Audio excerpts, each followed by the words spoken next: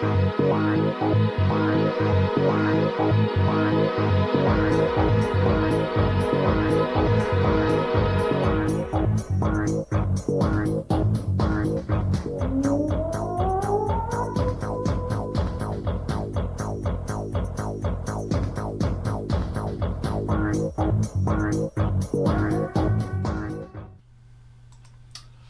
hello there again, it's Ian from RTO and welcome you to a new series, part of our new structures.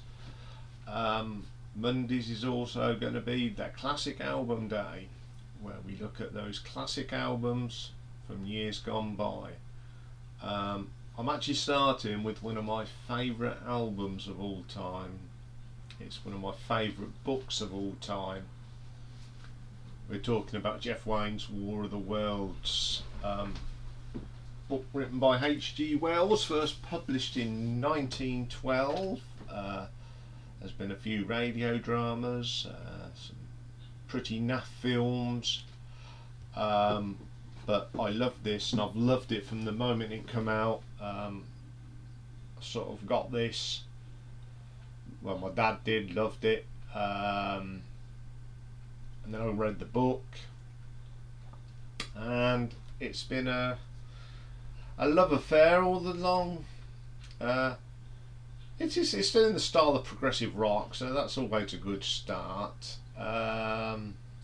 It's actually sold over 15 million copies worldwide. There's also a next generation version. I did listen to that on Spotify. It's alright, but it's not this. Never will be, I don't think. I'm in that camp because this is what I remember. So it's got some notable people in this. You've got Richard Burton, who does all the spoken words. He plays the journalist, narrator and protagonist. Justin Hayward, who's sung the thoughts of the journalist. You've got David Essex, who plays the Artilleryman. Chris Thompson, voice of humanity. Mr. Phil Lynott as Parson Nathaniel. Julie Covington plays his wife Beth. Jerry Wayne is the voice of Nancy.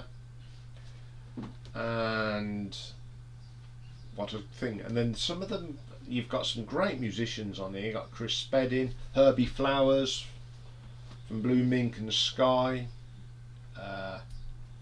Then got Ken Freeman on keyboards and synthesizers. Jeff Wayne plays a bit of keyboard on here. Then you got Joe Partridge, who does all the guitars and the heat ray, mandolin, and he does all the oohs.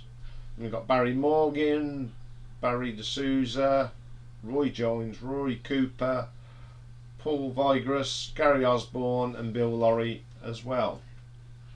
Billy Lawry. Bill Lawry played cricket for Australia. So basically, in the old days, it's split into two bits. You've got the first album was all about the coming of the Martians, and the second bit is called The Martians, The Earth Under the Martians. What do you say about this album? It starts off, of course, with them haunting words, no one would believe, and Richard Burton's just the great voice. I mean, Liam Neeson does it on the New Generation. He's good, but this is the daddy. And then it goes into that dun dun dun.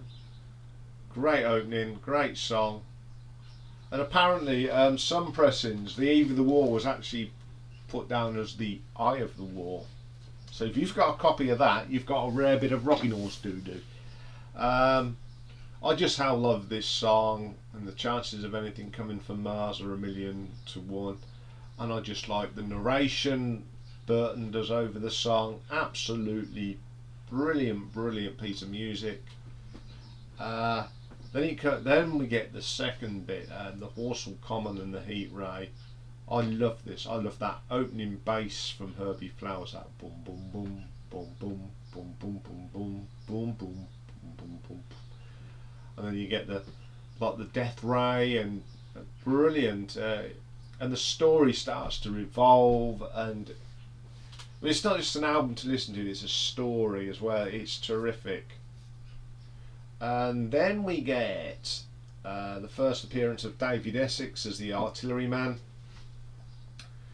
and the interaction with him and Richard Burton. You can imagine this all going on in your head. It's a great piece. You've got strings, and it's a variation of the Horsell common theme. Terrific. Then we get the classic Forever Autumn. What a fantastic song that is. You can listen to that day after day. I never get bored of listening to this album. And then we get one of my other favourites on the album, Thunderchild. I love Chris Thompson's vocal on this. He really hits them high notes. And the way the song goes on and the arrangement, you can imagine the Thunderchild trying to escape the machine that's trying to get it. It's just terrific. What a way to end the first album. Really good song. So we go on to the second album, The Earth Under the Martians, Redweed Part 1. This is so eerie, but the way it's performed, you can just imagine that red weed growing and moving around. Oh, it's so moving, and I do like the guitar solo in this. It really is absolutely belting. Then we get The Spirit of Man. Obviously you've got Phil Lynott and Judy Covington. God, these two work well together. Great combination. I don't know if they had these two in mind straight away to do these parts, but Phil gives an absolute belting vocal, and so does Judy Covington. And then you've got the voice of Richard Burton coming in. You've got three really good people on this track. Absolutely brilliant. Then we get Redweed 2. This is eerie.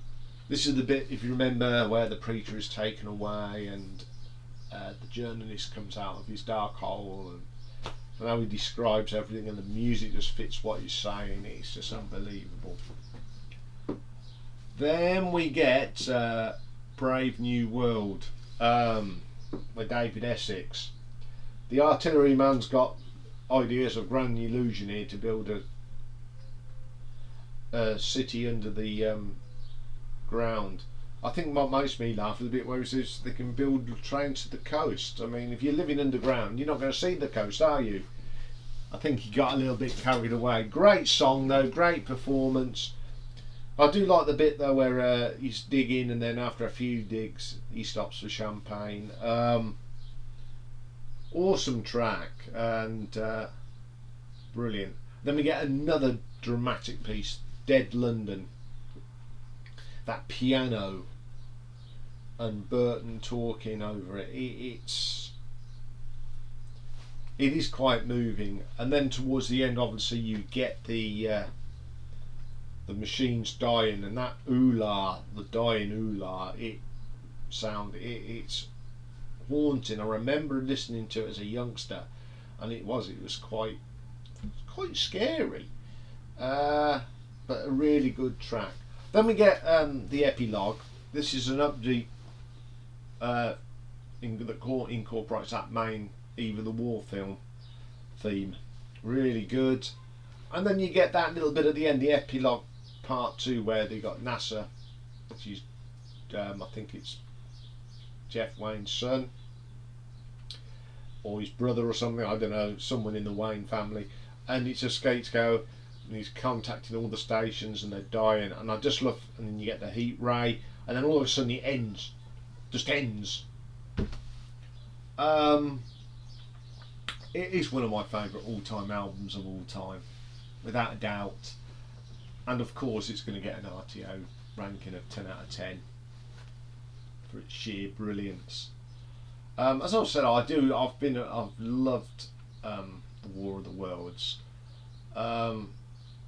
but when it comes to on the screen, it's not been that brilliant. I mean, you got the 50s B movie, which was alright, a bit of a fun. And then you got Tom Cruise's version, which is awful.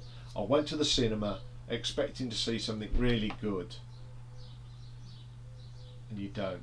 The bit in that film that makes me weird is the heat ray. It dissolves the person, but the clothes are left there intact. Don't get it. And then a couple of years ago, the BBC did a drama that was actually set when it's supposed to be written and that. I thought, oh, this will be good. So I started watching that, and it went off on a tangent about the future. Why do these people try and add bits to classic stories? Stop it. This is a classic. Leave it alone. If you're going to do something, do it properly. But the other version I've got of this, I got it on Audible. So if you've got Audible, you can get this. The cover's coming up about now. Basically, it's done by Jeff Wayne again, and it's a radio drama, but they use music from this integrated into the drama. It's terrific, and it follows the book, so it's terrific. So I do recommend that if you can get hold of it somehow, if you're not a member of Audible. But it is terrific. It's worth joining that for your freebie. Really good. So that's the end of today's videos, shows, whatever you want to call them. I'll be back tomorrow, and we have been doing another album ranking, and that will be Pagan's Mind.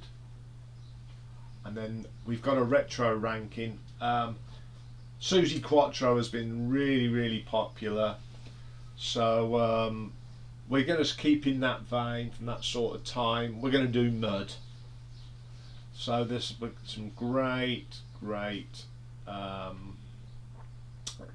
songs there, and a bit of hot news. I was speaking to one of the administrators on the Facebook page, Lee, and in a few weeks' time we are going to do a retro ranking of the Faces.